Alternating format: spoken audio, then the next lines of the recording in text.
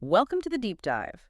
This is where your sources guide our exploration. You send them in, we dig through, and pull out the most interesting bits. Yep, finding the key takeaways. Exactly. So today we're focusing on the city of Arad, specifically the period between, 1920 and 1936. That's right. We're using a chapter by Carolee Sandor called Metamorphosis of Arad, which a listener sent over. Great. And our goal here is, for you listening, to get the essential knowledge quickly, maybe find some surprising details, and grasp the so what without getting lost in the weeds. It's about understanding the bigger picture of Arad during this really transformative time. Right. Expect insights into both what changed and, perhaps surprisingly, what didn't change. It's a fascinating look at a city adapting or perhaps resisting adaptation to a whole new reality. Okay, let's jump in. The chapter starts by painting a picture of Arad before the Union, before it became part of Romania. And it seems, based on older folks' memories, it wasn't this purely Hungarian city you might imagine. No, definitely not. It was actually quite diverse. You had Romanians, Germans, Serbs, and a significant Jewish population, too. And interestingly, many in the Jewish community identified as Hungarian, culturally speaking. Yes, at that time, that was common. Linguistically and culturally, many identified that way. What's really striking, though, is the lack of conflict mentioned. No real ethnic or religious friction. Apparently not. The author stresses this general attitude of, well, almost indifference to those kinds of distinctions. Live and let live, perhaps. Instead, the reputation was more about being a lazy, comfortable town. Yeah, lazy might be a bit strong, but definitely relaxed. Slow-thinking citizens, avoiding great passions. That's the description used. And this connects to that saying, Arad Marad. Exactly. Arad remains. What did that really mean for the people there? In this context, it wasn't just a phrase. It kind of summed up the city's character. Yeah. A preference for stability, maybe a resistance to getting too worked up about things, a certain inertia. An inertia that would become important later, I suppose. Very much so. It also paints Arad as the center of a rich farming region in old Hungary. Which meant affordable living. Yeah, affordable cost of living, supposedly no unemployment, not much real poverty or misery mentioned. Sounds almost idyllic in a way. But maybe too comfortable. The author notes they enjoyed live theater, cinema, beer, wine, culture. Right, all the pleasant things. But not much drive for, say, city development. Precisely. A preference for a balanced, pleasant life over a fast-paced or opulent one. Maybe that comfort bred a lack of initiative when it came to bigger projects. Okay, so that's the baseline. Then come the really turbulent years, 1914 to 1920. World War I, revolutions. You'd expect chaos. You would. But the author suggests Arad wasn't actually shaken to its core. That inertia continued, maybe just a bit less untroubled than before. How so?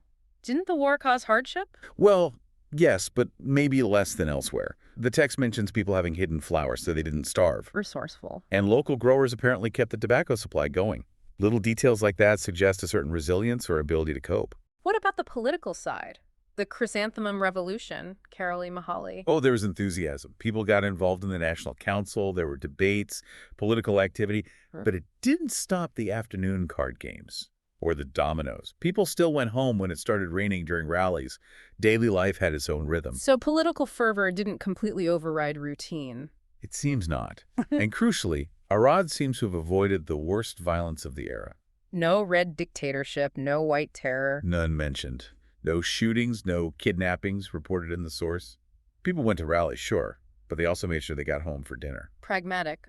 Or maybe just art remaining Arad. Could be either, or both. A focus on maintaining normalcy, perhaps, or just not getting swept up in extremes. Then comes the big moment, May 1919, the handover of the city. Yes, from the French troops, who were there temporarily, to the incoming Romanian army. And the description makes it sound almost procedural. Surprisingly smooth, yes. Yeah. The French general and the Romanian colonel had a brief exchange. Symbolic gestures. The Hungarian and French flags came down from the town hall, the Romanian tricolor went up. That was it. And the civic administration. Also a peaceful handover. The last Hungarian prefect, Dr. Varjasi, handed over to the first Romanian prefect, Dr. Marhu. Same for the mayors, Dr. Sarkany to Dr. Robu. No riots, no major protests. The author mentions tears, hurt souls, some sobbing, understandable emotions. But then silence. No significant resistance. Wow. That Arad Marad really echoes there, doesn't it? A sense of just accepting the inevitable. It certainly seems that way. Maybe weariness after the war, maybe resignation, maybe just that inherent character of the city. Okay, so let's fast forward 17 years to when Sandor is writing around 1936. What's his assessment? Two main things jump out. One, Arad hadn't really changed that much fundamentally, and two, it seemed to be stagnating. Stagnating despite different political parties being in charge over those years. Liberals, peasants, Yeah, populars. exactly. Regimes changed, but the city's overall trajectory didn't seem to improve significantly. Were there any changes? Oh, sure, superficial ones. Street names were changed, Romanian signs went up alongside Hungarian ones. And statues. Yes, the Statue of Liberty and the Kausith statue were removed, but the author notes that happened in other Transylvanian towns too. It wasn't unique to Arad. So mayors might give nice speeches and toasts. But meanwhile, Timisoara, the neighboring city, was growing rapidly, while Arad seemed stuck. Stuck how? What are the examples? Persistent mud in certain neighborhoods, decades after it was first complained about. Endless talk about building a new slaughterhouse and market hall, but no action. Classic bureaucratic inertia, perhaps. Possibly. Though there were attempts. A former mayor, Dr. Cornel Lutai, is mentioned as talented. What did he try to do? He managed to get a boulevard built to the railway station, had the city take over the cinemas, develop some car parks. He had plans. But political changes meant his bigger plans never fully materialized. It shows how national politics could stall local progress. Were there any other improvements later? Some minor things. Another mayor, Dr. Budiak, upgraded the beach on the Morea River. Dr. Koyui Romulus brought in some new buses. Small steps. But these were overshadowed by bigger losses. Damn so. The regional railway's headquarters moved to Timisoara. The Astra Aircraft Factory, a major employer, moved to Brasov. Trade and manufacturing generally declined. And public investment was low. Bad roads. Yes, very little public money coming in. The main roads to Timisoara and Oradea were apparently in poor condition. It sounds quite bleak. It does, but the author adds a counterpoint. Which is? Unemployment was apparently lower in Arad than elsewhere in Romania, and living costs were significantly cheaper, like 30% lower than Timisoara or Cluj. So stagnation, but maybe a more affordable, stable kind of stagnation for those who stayed? That could be one interpretation. A trade-off, perhaps? Less dynamism, but maybe less acute hardship for the average person compared to boom and bust places. Now, alongside this stagnation, there was also an official policy, wasn't there? After the Liberals took power, an effort to Romanianize the region.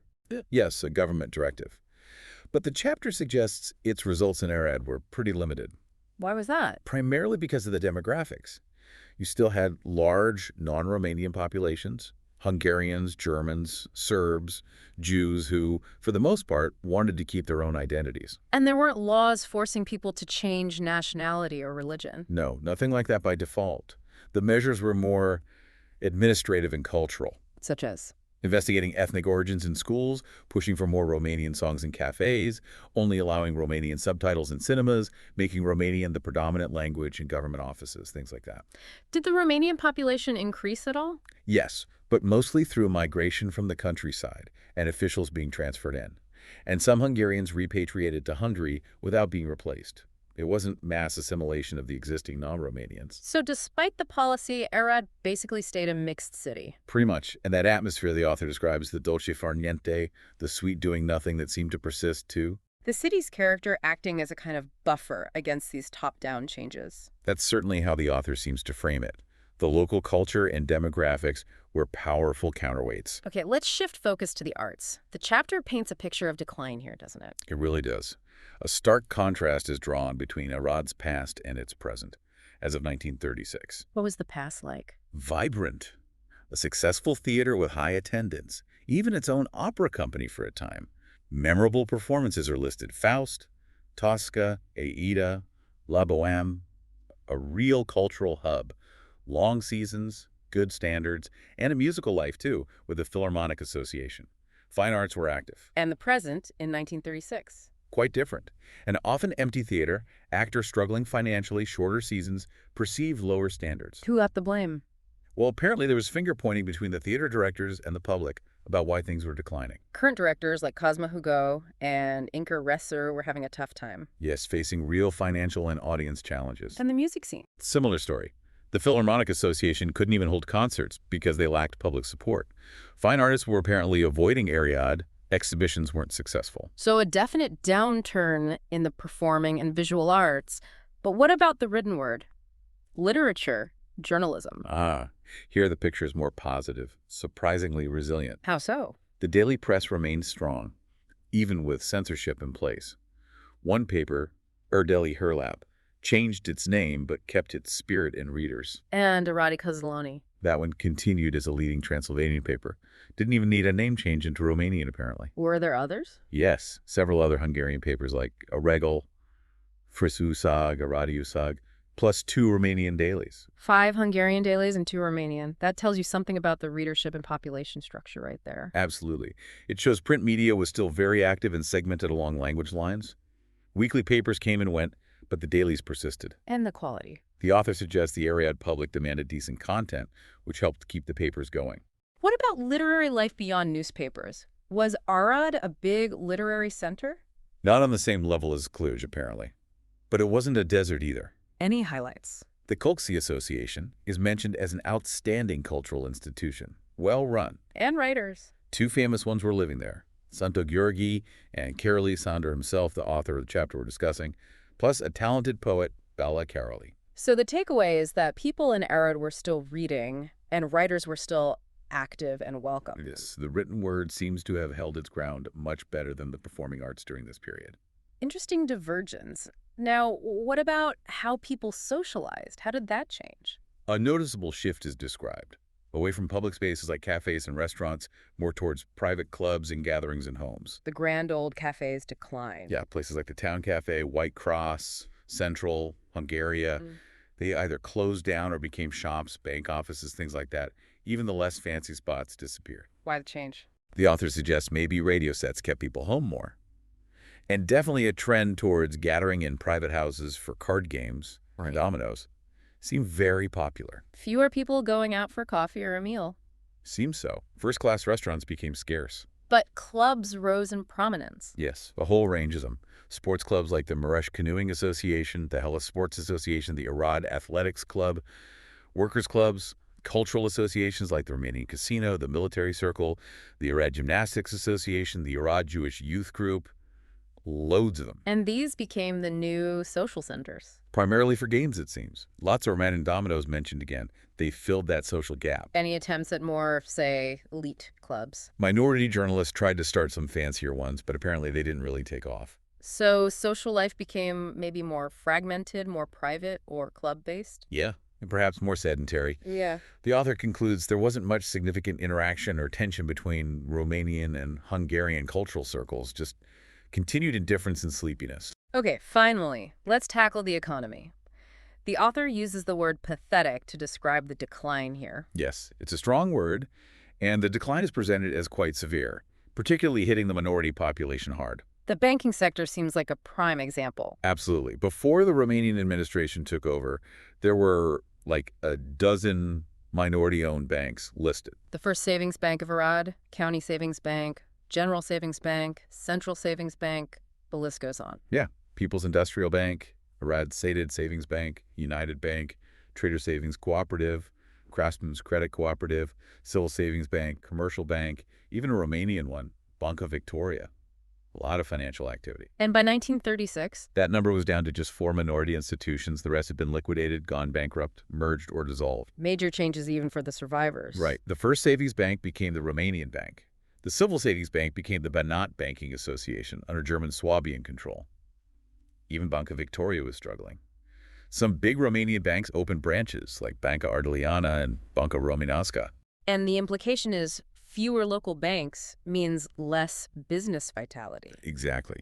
A shrinking financial sector reflects and contributes to economic slowdown. What about industry? Stagnation there, too. Yeah. The furniture industry, once a big deal in Arad, was dying out.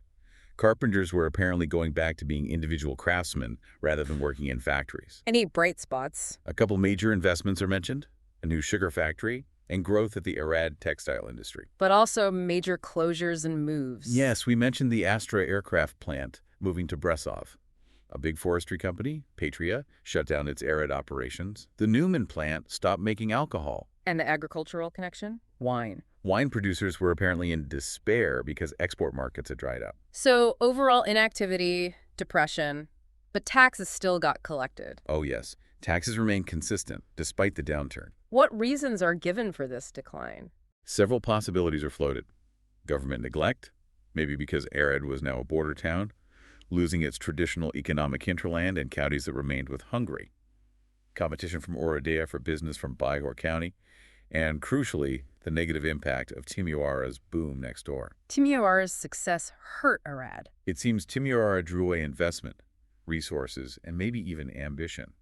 The contrast in construction is stark. How stark. The author claims more houses were built in Timisoara in 1 year than in Arad over the entire 16-year period from 1920 to 1936. Wow, that's quite a difference. It really highlights the divergence. And public investment was minimal in Arad. An airport was apparently the first major public project in a long time. Private building was mostly just modest villas. Was there any local pushback, any initiative? There was a four-era movement mentioned, but it seems it didn't achieve much tangible change. The overall picture remains one of, well, stagnation. So if we were to quickly map the economy at the end of this period. Okay. Border towns like Arad definitely lost ground economically. Bank collapses hit hard. The Industrial and People's Bank, First Savings Bank, transforming United Bank, gone. But industry wasn't totally dead? No, not entirely. You still had significant players like the Arad textile industry and the large Newman Brothers conglomerate, even if parts of their business suffered. Other factories still operating? Yes. Zwack, likely spirits liquors, Yeah. Flora, soap cosmetics, Polychrome paints, Tiaba stockings, Azerol chemicals, Usinel technical works, iron, metal works, United Soda Factory. So there was still an industrial base, even with the upcoming Astra Wagon factory, the partial relocation, and the Patria closure. And finance wasn't wiped out. No, some stable institutions remained despite the shocks. And the general market in Arad is described as quite dynamic, considering the tough conditions.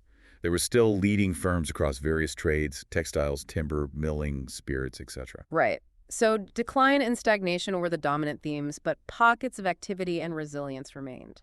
Exactly. It's a nuanced picture, not one of complete collapse, but certainly one of significant economic challenge and transformation, often for the worse compared to the pre-war era or compared to booming neighbors. Okay, let's wrap up this deep dive. We've really covered a lot of ground. We started with pre-war Arad, comfortable, diverse, maybe a bit sleepy, that Arad-Marad spirit. Then we saw that surprisingly smooth, almost anticlimactic transition of power in 1919. And the main story afterwards for the next 17 years or so seems to be this pervasive stagnation, right? Touching the economy, society, the arts. Yes, stagnation alongside some subtle transformations. New street names, shifts in social habits, the press adapting, but fundamentally a city struggling to find a dynamic new path in its new national context. So the key takeaway for you, the listener, is really this complex picture of a city navigating huge political shifts. You see both the inertia, that Arad remains idea, but also the undeniable, if sometimes slow or negative, changes. It's about how history unfolds on the ground, how large events filter down and interact with a specific local character. And maybe a final thought to leave you with. What does it really mean for a city's identity, its soul, when it goes through such a long period where remaining feels more like standing still while the world moves on? Yeah, what are the long-term consequences of that kind of stagnation? How does it shape what the city becomes later? And what does remain truly signify in that context? Resilience or something else? Definitely something to mull over. A huge thank you for providing the source material that allowed us to explore this. And thank you for joining us on this deep dive into Arad's metamorphosis, or lack thereof. Until our next exploration.